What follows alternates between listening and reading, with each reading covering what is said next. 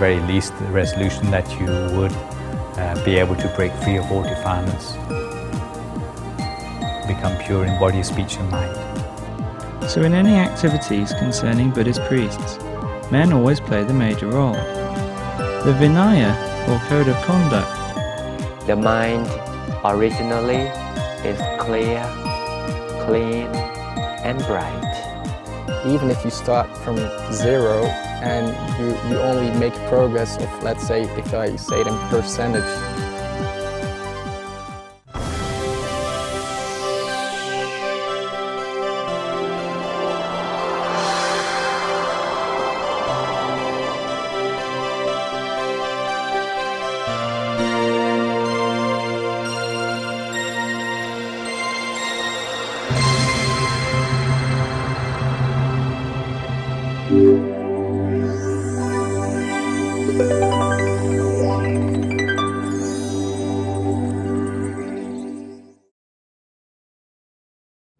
Sawadee. Welcome to Meditation for All program. My name is Joy Vanishgun and I'll be with you through the program today. Today, Patnikarasthani Saro, we continue with the last perfection, Ubekha Barami, or equanimity. Equanimity means how to let go things and not worry about them because you have done it utmost to your ability. This kind of perfection is very important when we practice meditation to achieve the enlightenment. Ubekha Barami will lead us to Upabarami and Paramattha Barami, which are the ultimate level of perfection. And lastly, he will share with us why we need to practice meditation.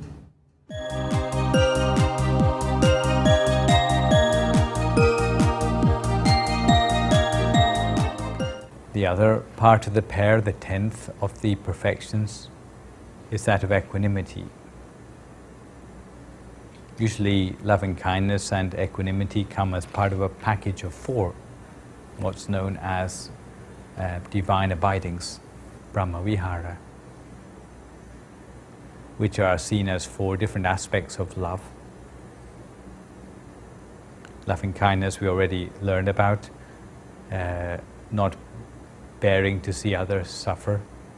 Others suffer, you feel the suffering yourself. When you come to equanimity, it's a more mature form of love, where you are able to let go of issues where you know that you have already done your utmost to help and that you don't need to interfere anymore. Just as for a parent, when they have seen their child grow up to adulthood, maybe they have already moved away from home to start their own life, to start their own family, you realize that your duty as a mother or a father has reached its end, and you don't need to chase around fussing about the small details of their lives anymore, but you're always there for them. You always can be sure that if they need your help, then they will come asking for it. You've already done your duty in teaching them everything you know, so you don't need to fuss about them anymore. So you can let go.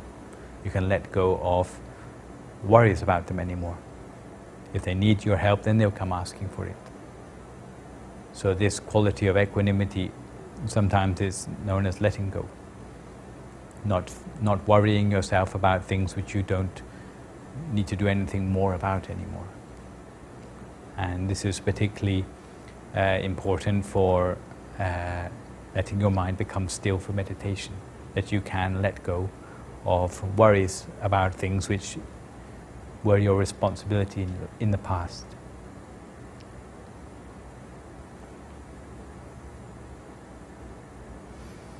The Bodhisattva gave the metaphor that in equanimity you should behave like the earth itself, which doesn't shudder if something unpleasant is spilt upon it, which doesn't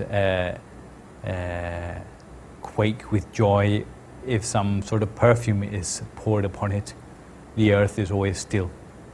It doesn't matter whether it meets up with something pleasant or something unpleasant, whether it be any of the worldly vicissitudes, whether it is gain of wealth or loss of wealth, whether it's increase of honor or loss of honor, whether it is praise or gossip, whether it is happiness or unhappiness, then it's all the same to you, because you have transcended the worldly vicissitudes already. So you have this quality of equanimity. There are 10 perfections, but often we talk about the perfections from the point of view of the Bodhisattva as being on 3 different levels, which give us 30 perfections. Barami 30 ทัศน์ or Barami 10 ทัศน์ because in his career as the Bodhisattva, he pursued merits in the beginning to the point, pursued the perfections in the beginning to the point that he would give away his personal wealth in order to cultivate those perfections. So, for example, he would give away his wealth in order to practice generosity. He would rather have generosity than to store up wealth for himself. Later, as he became more devoted to his pursuit of perfection, even if someone asked from him things which would endanger his own health. For example, if someone asked him to give away his own eyesight for the sake of his perfections, he would still agree to do that. It's not easy for us to do, but it's probably the most convenient in the form of giving blood transfusions to other people. If you would willingly give of your own bodily organs for the benefit of others, even though you need the blood for yourself, then that is said to be pursuit of perfections, not just on the normal level, but on the level of what's called the upaparamita. And we see examples of the Bodhisattva giving his own heart, giving his own, one of his own eyes, for example. And it said that the Bodhisattva had given away as much of his blood as would fill the ocean over the course of many lifetimes.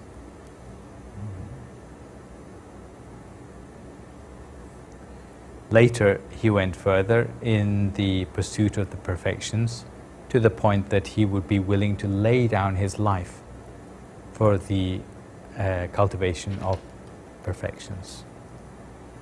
For example, there was one lifetime where he was a hermit and he saw a tigress, a mother tiger, who was so hungry that she was about to eat one of her own tiger cubs so that she would have the milk to nurture the other tiger cubs to adulthood.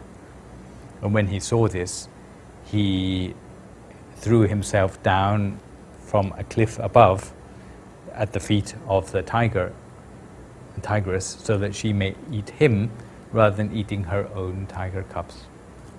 So this is an example of him giving his own life for the cultivation of generosity. This is now no longer at the level of the upaparamita, but the level of the paramita, so the ultimate level. So we see in the final lifetime, not even parting with his life was something which he saw as an obstacle anymore to pursuing the perfections.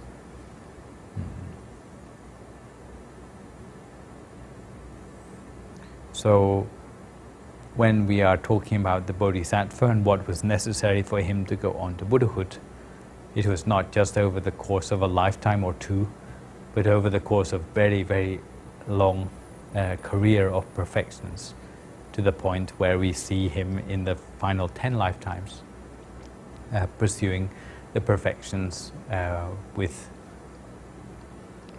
his whole life was dedicated to it. So we can see that, in fact, for the Buddha himself, it wasn't just a final lifetime where he thought, oh, I'll leave the palace and become an ascetic. It didn't just happen as a result of some whim, but it happened on the basis of perfections which he had already been cultivating for countless lifetimes, up until the point where he had reached the point where his perfections were at a level which would support his attainment of Buddhahood. Now that we have seen what was underlying his quality of Buddhahood, not just one lifetime, but countless lifetimes in pursuing perfections. Has anyone actually taught you about? No. So I think I just say a few words of introduction about the meditation here.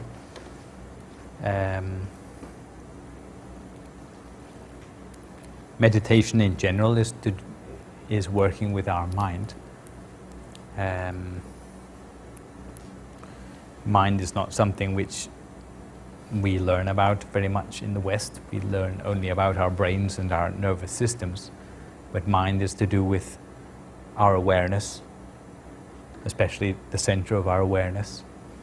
And normally, if we never make any effort to train our mind, then it will just wander around all over the place. It gets caught up with things which we either like or hate.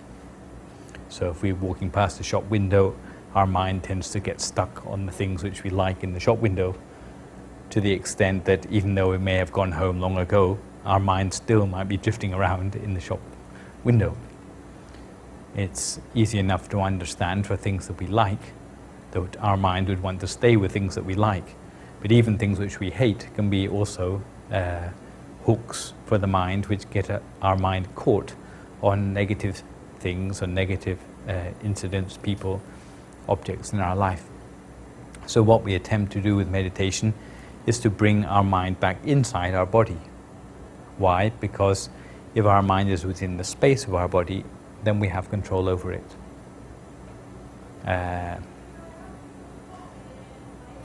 It could be anywhere in our body, and there are many different methods of meditation described in Buddhism for bringing the mind back within the space of the body, whether it be breathing meditation, where we focus our mind on the breath as it goes in and out.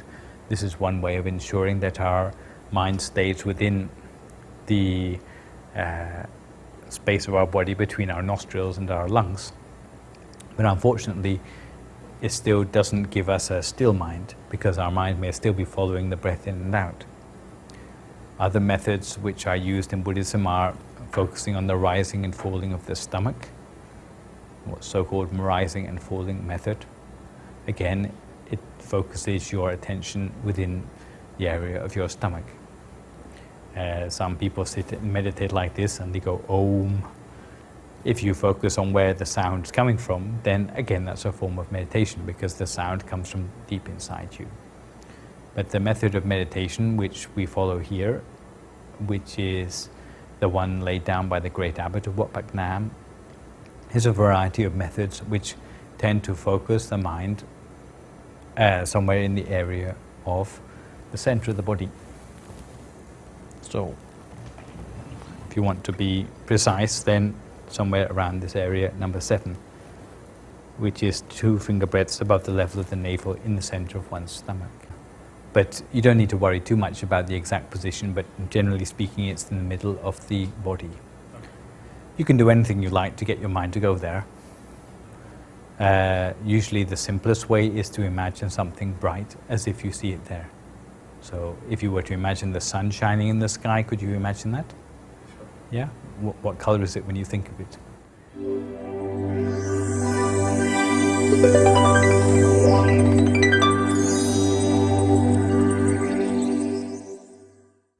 Monks do all themselves through spiritual trainings as layperson, a holder of 5 precepts. We all refer our respect to those who hold more precepts than us on 227. So customary to show respect to one who adopted a greater number of rules for training. We can show respect in many ways depending on the circumstance. For ladies, is it necessary to be more cautious about the interaction with the monks? Monk precepts are quite prohibitive about many aspects of dealing with ladies.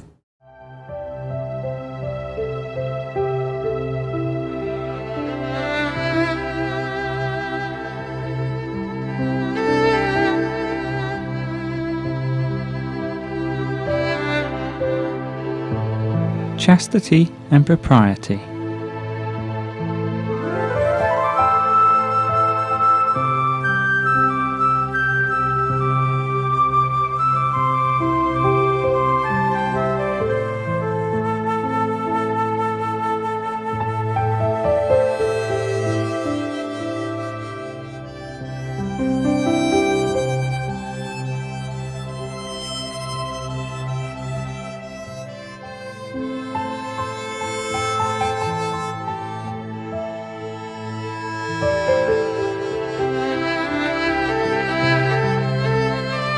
Set apart from a family life, a Buddhist monk must be circumspect with women, for lust may disturb their inner peace and lead to impropriety.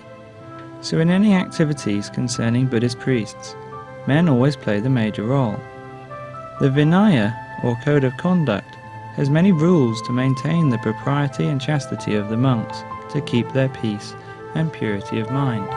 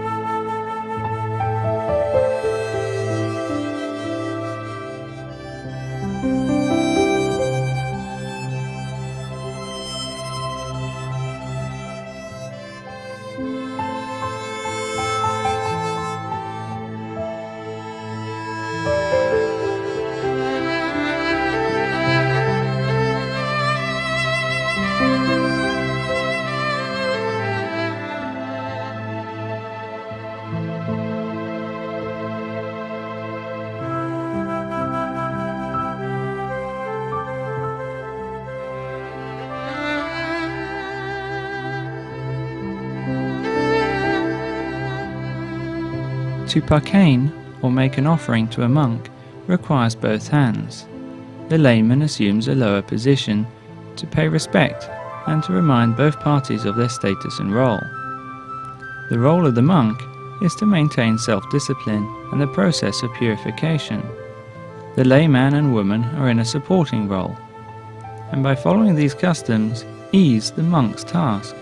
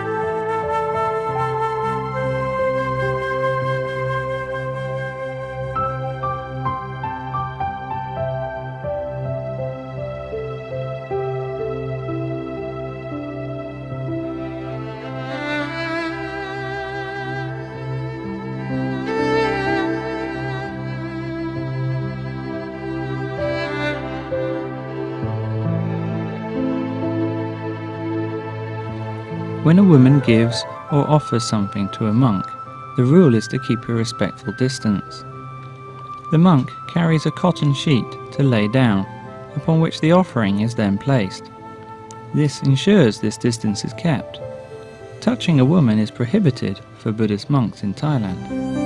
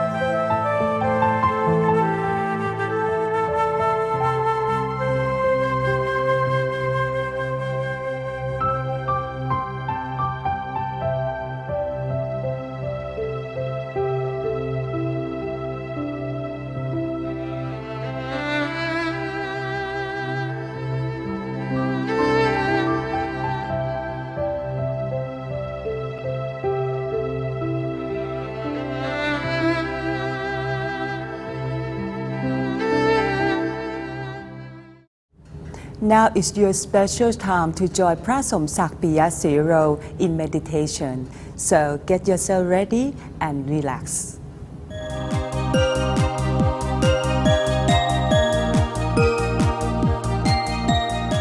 Welcome everyone again to this peaceful meditation session. Now we go in even more details about meditation. For new attendants, don't worry, we will review for a few minutes about the concept and really basic about the turning point. If it is the first time you hear of this turning point, it is easy. Turning point is the point where the in-breath turns to be the out-breath.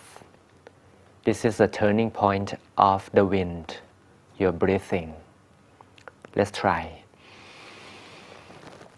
Suppose we breathe in deeply, and then inside the body, that would be the turning point when and where the inhale turns exhale.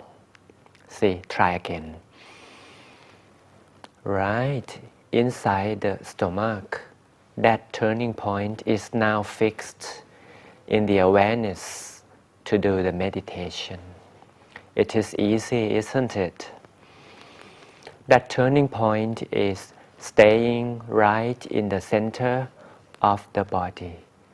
And this is taught, well taught, and widely taught in the Oriental meditation practice. And then let's understand the shape of the mind.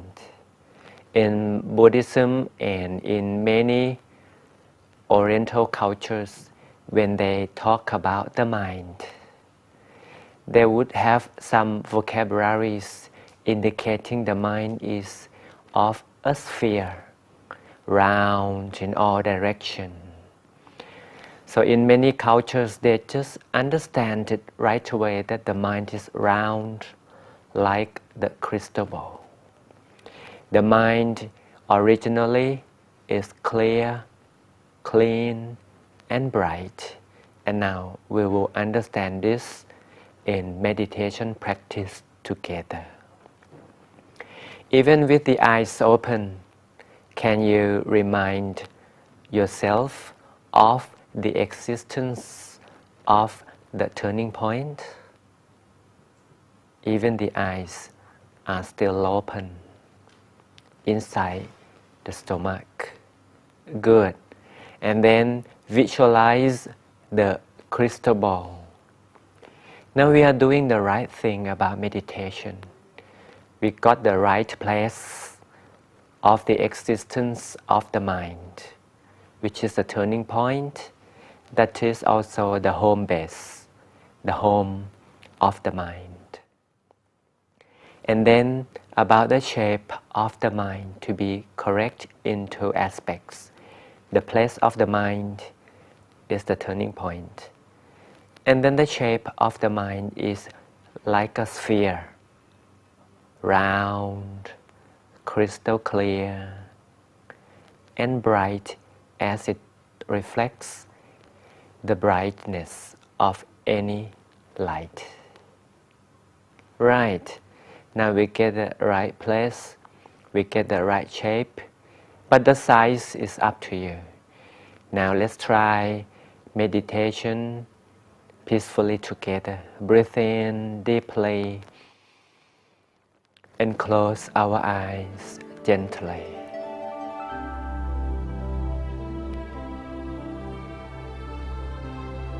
Stay in the process of the breathing at the turning point. Now we don't move out, we just stay at the turning point inside the body.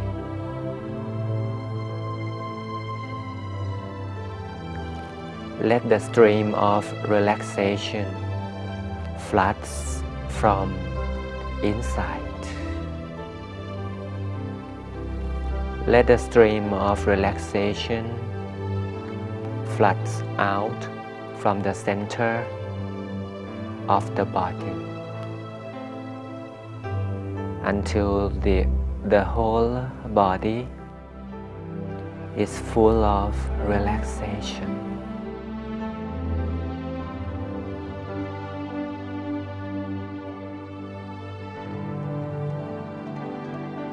No, even a single part of the body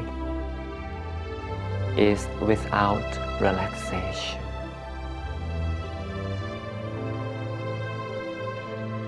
Relaxation covers all parts of the body. Relaxation gets absorbed by the mind as well. So the mind is now flooded with relaxation also. Both mind and body are well relaxed. And the mind is even more peaceful, more and more quiet and peaceful as every second goes on. Be calm in the process of centering at the very center of the body.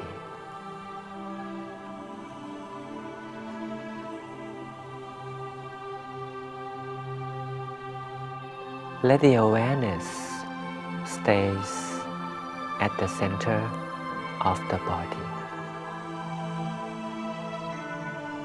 As we have learned, the shape of the mind is round in all the three dimensions. So we visualize the image of the crystal ball in 3 dimensions.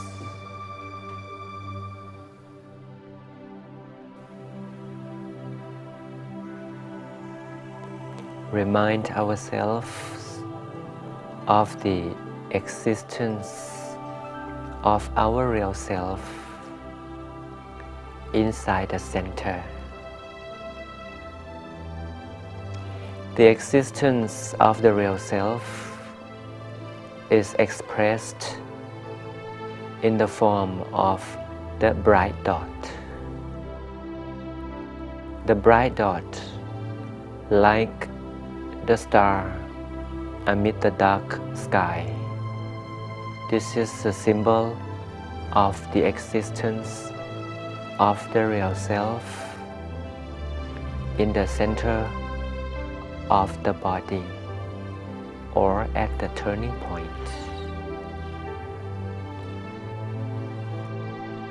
The bright dot appears in the center at the core of the crystal sphere.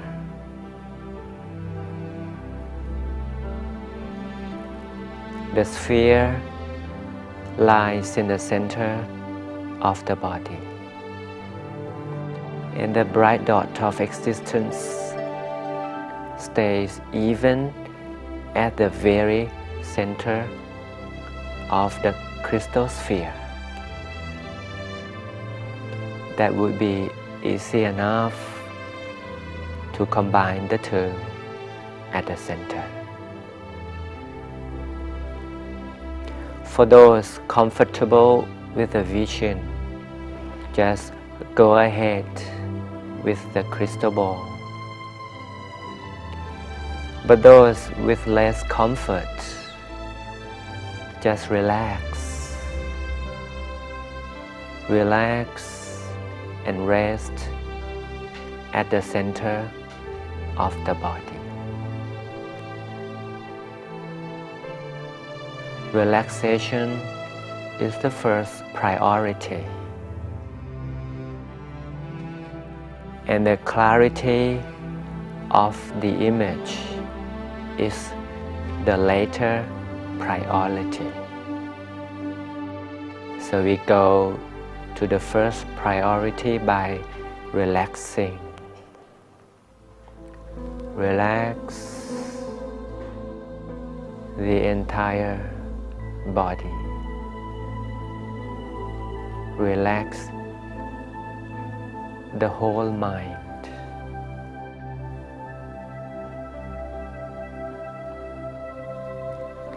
And remind of the existence of the bright dot at the core of the crystal sphere.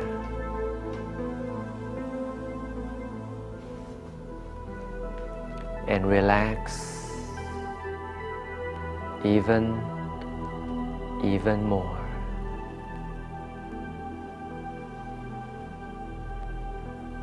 And remind of the bright dot inside the crystal ball.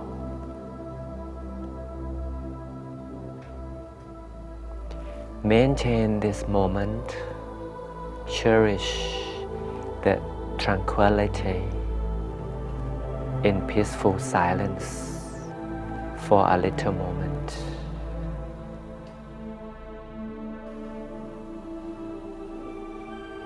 So we get the absorption of the bright light by blending the mind and the bright sun.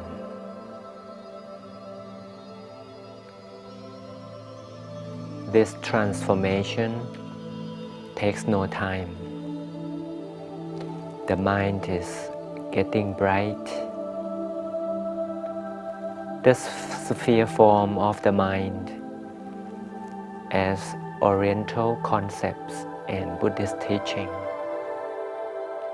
The mind is round, crystal clear, and bright like the sun.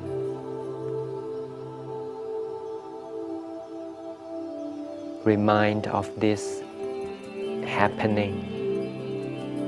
Remind of this appearance always, as often as we can. In practical way of meditation, sharing is done by expanding this bright sphere, bright crystal ball inside, shining white, shining aglow without boundaries. We expand the sphere of brightness, including good wishes, including pure happiness without discrimination to all human beings and all other beings. Let the expansion of the bright light go on and on automatically without managing at all.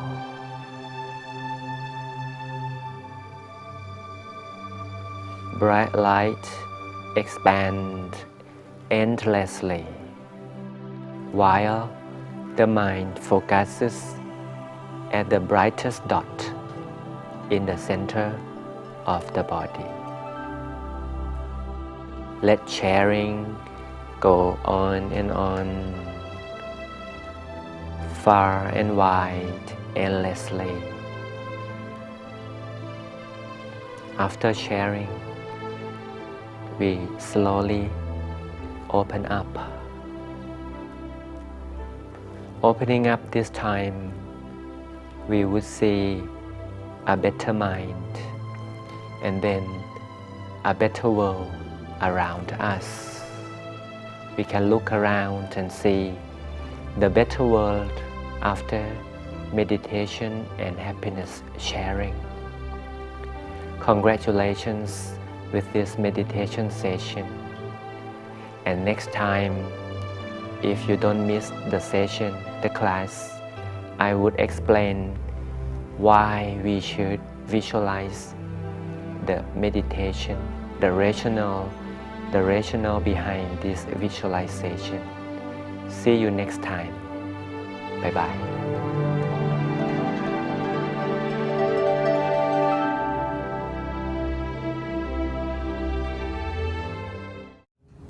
Everybody's life has good time and bad time. Spending too much time on thinking might lead you to the negative thought if you're not careful. Today, we will listen to Mr. Hendrik de Backer, a high school teacher from Belgium. He was traveling around Asia and chose to spend his limited time at the Meditation Retreat Center in Chiang Mai. He mentioned that meditation helped to clear his mind, help him to focusing, and help him to bring in a good effect. And he was very, very happy on his decision.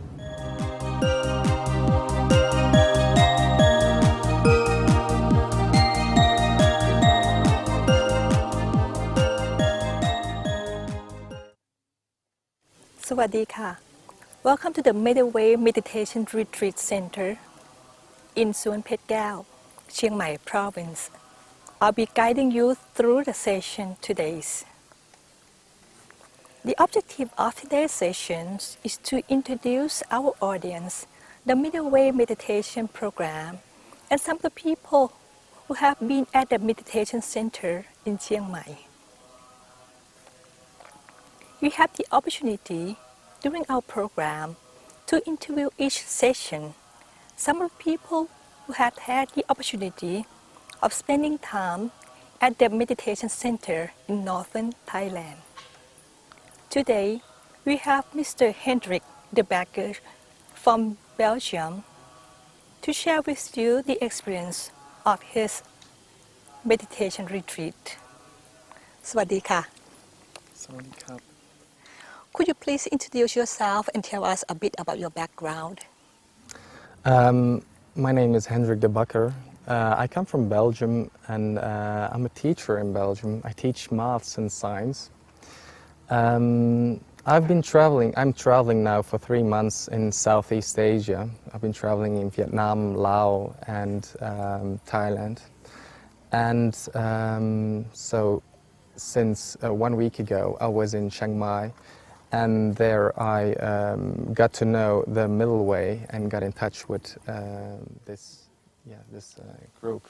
Okay, how did you find out the Middle Way meditation here in Chiang Mai? Yeah, actually it was just a coincidence. I was walking through Chiang Mai and all of a sudden I saw a poster on a shop of the Middle Way, and I was very interested in meditation. And I just wrote down the telephone number and the email address, And that's why I just contacted one of the people. You said you're a teacher. What grade of your student you teach? I teach in high school, so I teach kids from 12 to 18 years old. And why did you decide to join this particular meditation program? Well, let's say last half year to year, or let's say before I started this trip. So I started this trip, this holiday in Southeast Asia in the beginning of September. And the period before in Belgium, I had sometimes a pretty busy lifestyle. You know, in Belgium, let's say maybe in Europe in general, life goes a little bit faster than in Southeast Asia, and yeah. So I had moments that I thought, yes, you always have some. I've had some good times in my life, but sometimes you have some less good times, and then you start looking for new things.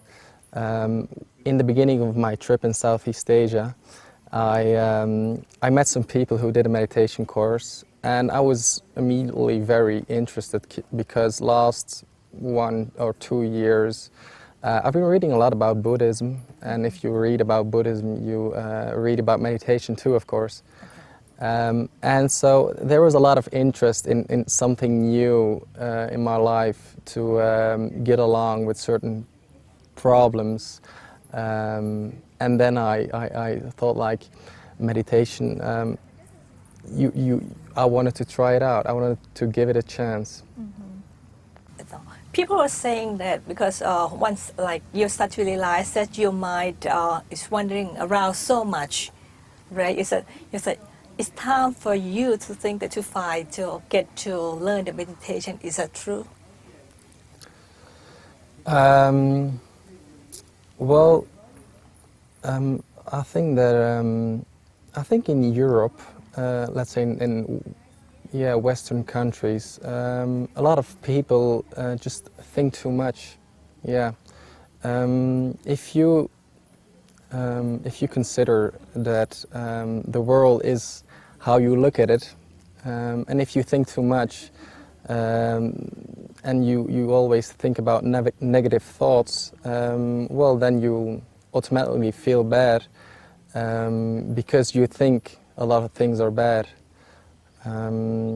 Yeah, so in that point of view, meditation, clearing my mind and focusing on the center of my body, and then putting happiness and joy in your body can only have a really good effect, and it did have a really good effect for me. Mm-hmm. Have you practiced meditation before you came over here?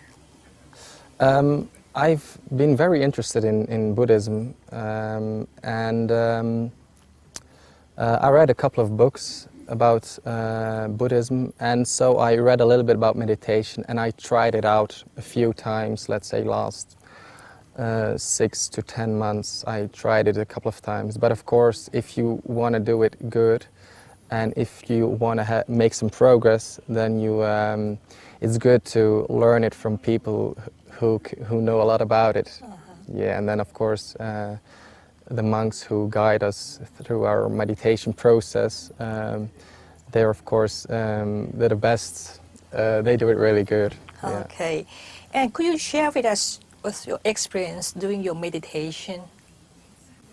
In the beginning, of course, when you learn to meditate, you get confronted with the fact how busy and how active your mind is. Yeah, that is one of the problems that I definitely had in Europe too. Your mind never stands still, and the months before I made this trip in Southeast Asia, it was really a problem for me because in the end you go to bed but you don't sleep until 1 or 2 hours later, so it affects your health. It affects the quality of your life. So then you start meditating, and you just learn to keep that mind, the monks call it a monkey mind. I think everybody have that, monkey mind. Which is a good term, actually. You start controlling that monkey mind. And it's hard, but and it takes a really, really long time. But from the moment you start making some progress, and which gives you a good feeling, you enjoy it. If you can grow in it, you enjoy it. So even if you start from zero and you only make progress of, let's say, if I say it in percentage, 0.5% a week, as long as you grow, you enjoy it, and you know that it's good for you. People always interested in the techniques, right? Would you like to share with us the techniques that you use to try to calm your mind during the meditation? Yeah, well, it's pretty hard to explain it in a short time, but I'll try anyway. So first of all, you start relaxing your whole body from the top of your head till the end of your toes. And then you look at your mind and you try to make it empty, but you try to make it empty in a natural, soft, gentle way. You can't force it, of course. You all have to do it really slowly and relaxed, yeah. And then you try to go to the center of your body, which is, so if you breathe in and then you breathe out, the point in your body that you feel is the center of your body. And then you start going with your mind to that point, and which is not easy, of course, which is very, very hard. But then you have some certain, let's say, techniques that can help you. For example, repeating the mantra. I hope I'm using the right word. So excuse me if it might not be. Then you start repeating the mantra.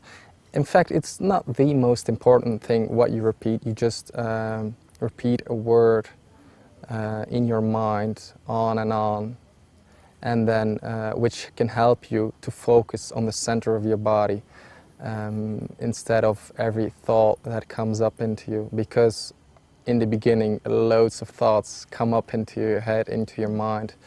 And it is very important to sort of like accept it and not fight it, but just accept the thoughts that come up into you and just look at them. You know, one of the monks made a nice joke about it. He said, if thoughts come up into you, you just ignore them and then they'll go away automatically. It's like as if you're at home and somebody comes into your home that you don't like. You just ignore him and he'll go away automatically. You're happy with your meditation? You're happy with your progress now? Yeah, well, I think the easiest way to sort of like make a balance, or how would I say it, make up if I am satisfied or not. You know, I've been traveling for 2.5 months. And this week, you know, you always have, I like traveling, but you have some days that you feel really good and some days that you feel less good. But I must say I've really, really enjoyed all the time that I've been here. And that is thanks to the people, the environment, but of course also thanks to meditation. Okay. And many people have mentioned that meditation is international practice, not restricted to one religion or culture. Do you agree with that? Yeah, definitely. Well, actually, I'm a Catholic, so my father is even a teacher in religion. But he doesn't mind your practice meditation. No, of course. You know, he just wants me to be happy, and if meditation makes me happy, I'm sure he'll encourage me. Maybe one day I'll learn him how to meditate too. And you said your father will be happy if you become a happy person and if meditation can help you to become a happy person. And the meditation make you happy now? These last days have been definitely one of the most happiest days of maybe of last year or maybe in my life. So yeah, it feels good. So it definitely makes me happy. Yeah. Do you think that can meditation help to bring peace and happiness to people? Yeah, of course. Let's say if I look at the place where I live and my environment, I think a lot of people would have a lot of advantage if they would start meditating. But the problem is you can't force people to do that.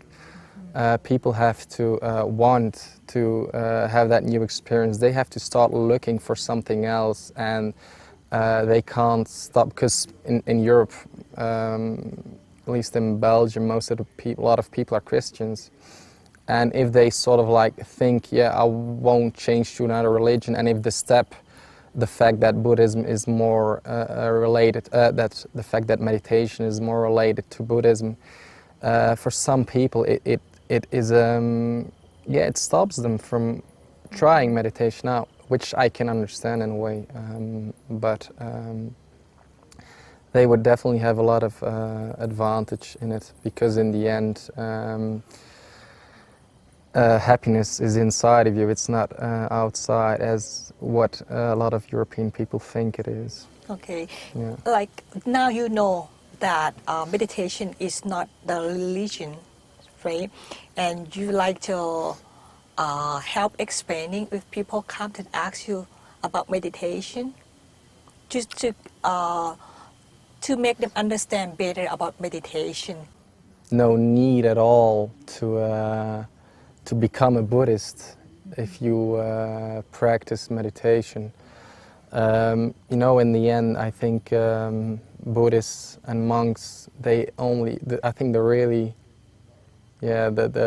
Buddhists and monks, they just want people to be happy. And if you feel happy by officially being a Christian, a Muslim, a Jew who practice meditation, I think there's not even one monk who will say you can't do meditation without being a Buddhism. Not at all. Okay. And because you're a teacher and with your experience with meditation, do you think you would like to introduce the meditation to your students? Well, I think it is important that the motivation comes from the students or the younger people. It's like what one of the monks told a couple of days ago. He said,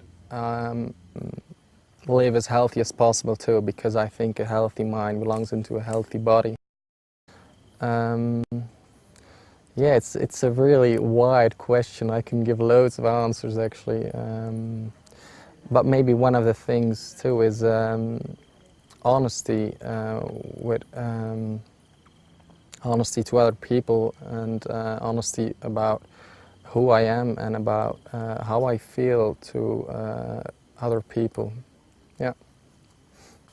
Okay, and if you have a chance, like we like to introduce this program to others, like your family, your friends, and anybody else? Well, definitely if I go home. So I've been traveling for 3 months, and one of the nicest experience, or maybe the nicest experience, will be this week. And so a lot of people at home, they will be really interested in how my trip was, and then of course I will tell them about this week. And if people ask me more about it, or if I know they show some interest in what I did, because they will notice that it had its effect, definitely, then I will be the first one to tell them and to guide them maybe how they can get to know meditation. Yeah. That is good. I think you'll share your experience with them, to share their happiness with them. It's a good way. Okay. Would you like to come back here again if you have a chance to come back next time? Yeah, well, one of the ideas that I've had during this trip, since I'm a teacher, I would love to come and teach in Thailand. And, you know, of course, I love traveling, so I would combine teaching and then travel for a while. And I would definitely consider to do another extra meditation week, because it's sort of like if you compare a body of a human being with batteries, it charges the batteries. Mm-hmm. Yeah. Okay. And let's say you're now talking in front of the DMC program to the audience all around the world. Would you like to say anything to them? Well, I would say that if you sort of like looking for something, and especially in spiritual way in your life, which I was definitely doing before I came on this trip, then I would definitely say just give it a chance. You know, you have got nothing to lose if you look for something new in your life. Just give it a chance, and if you don't like it, there's no one forcing you to do anything.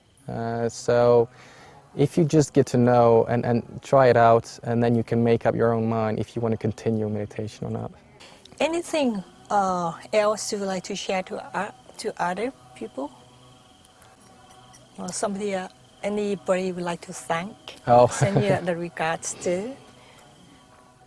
Yeah, well, maybe I would like to, in first place, thank all the monks who I've learned that monks have a really important goal in their life, and they have a really they're really important for society, to help people through their lives and just to help people finding a way to happiness. And maybe I would like to thank all of the monks, and especially the monks that guided me this week in the Middle Way. Okay, you said that the monks is important factor of the meditation session. Mm-hmm. Yeah. Okay.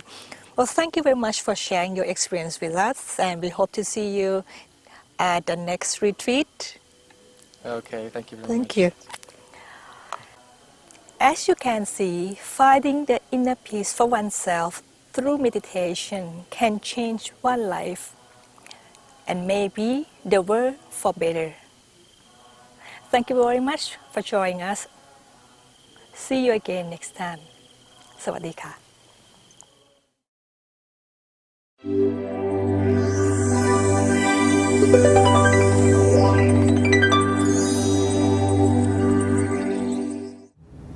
I hope you enjoy our program. Any suggestions are most welcome and can be sent it to our email address at meditationforall@gmail.com. I have to say goodbye for now. Remember, keep your mind at your center. สวัสดีค่ะ